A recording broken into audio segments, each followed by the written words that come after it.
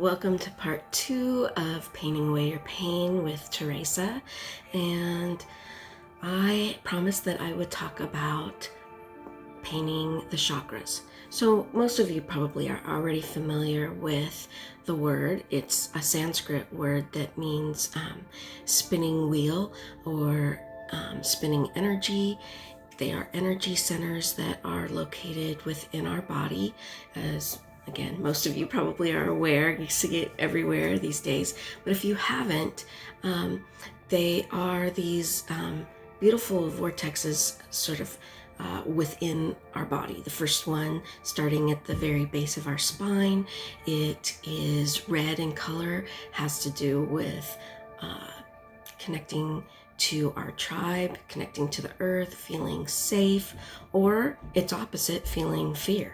The next one up is just below the belly button. It's called our sacral chakra. It's orange in color. Just a little side note, all of these chakras resonate to a different harmonic, so you can find a particular vibration musically in which they resonate as well, not only a color. So anyways, back to the second chakra, which is orange and has a lot to do with balancing the masculine and feminine energies within us, has to do with creativity. And it's interesting when the masculine and feminine come together in harmony and in balance, things manifest. So that's another whole video. We'll get to that later. Anyways, we'll move on up to the third chakra, which is in our solar plexus area. Kind of think of the rib cage. And that has to do with our power and our motivation for getting up in the morning and just exerting ourselves in life.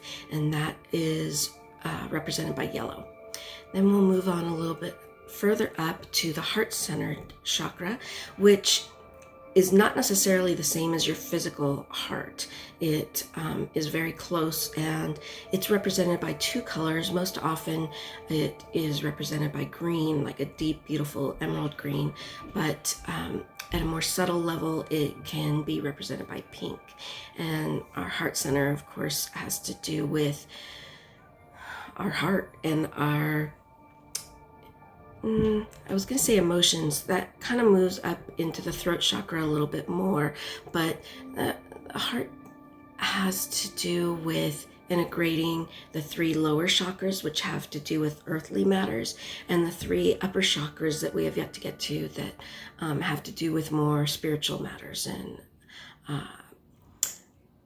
the heart is a really, really precious place where we're integrating so much. And we really want to work at having an open heart where we're reducing the amount of judgment we have toward ourselves and others.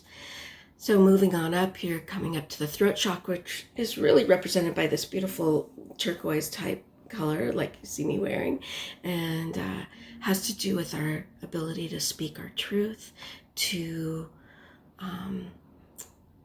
let our emotions out. And it can also have to do with creativity, like the second chakra.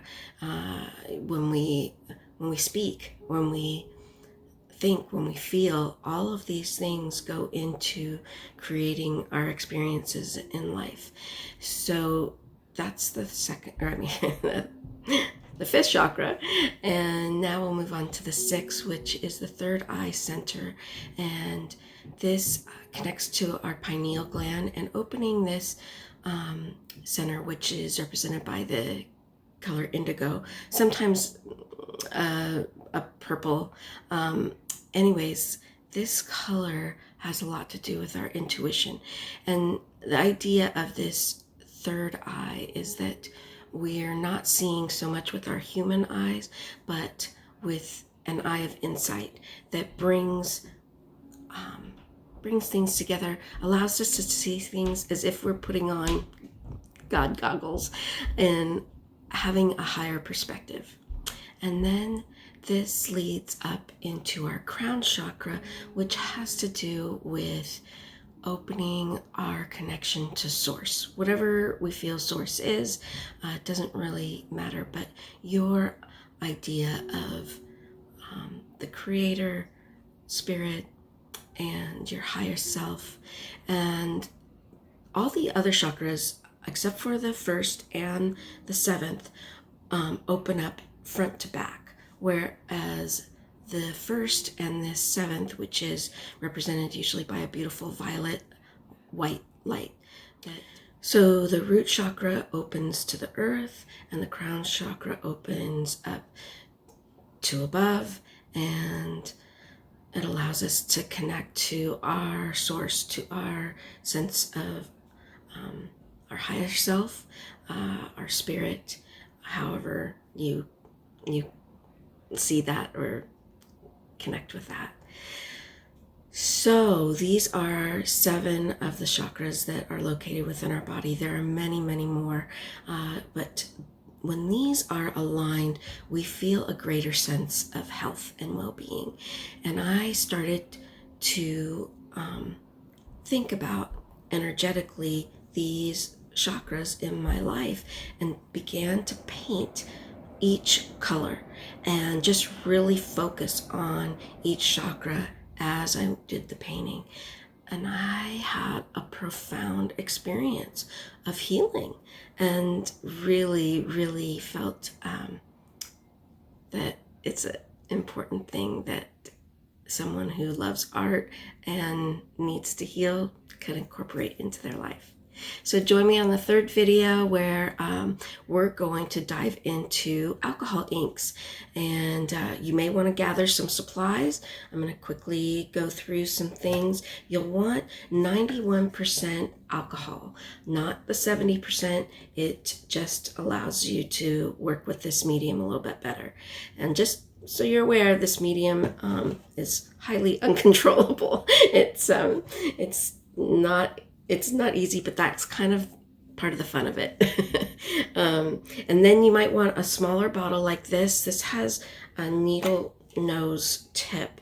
So I put alcohol in here and it allows me to add it as necessary to the alcohol inks that we'll be working with. So there are lots of different alcohol inks out there. This is one brand. It's Encore a la Alcohol. Let's see. And they're by Marabou. So that's one. I'll just give a close-up of that. Then there's Pinata, which is found in a lot of art stores. That's another brand. Doesn't really matter that much, the brands, although I will tell you there are some lower quality alcohol inks that are out there, and I don't really recommend them because they do kind of strange things as you're working with them, and I find they can get grainy and things like that. Copic is the alcohol ink artist's choice. They're probably one of the most expensive, and they now come in these beautiful, easy to use bottles where they also have like this needle nose top, and I really appreciate that. And then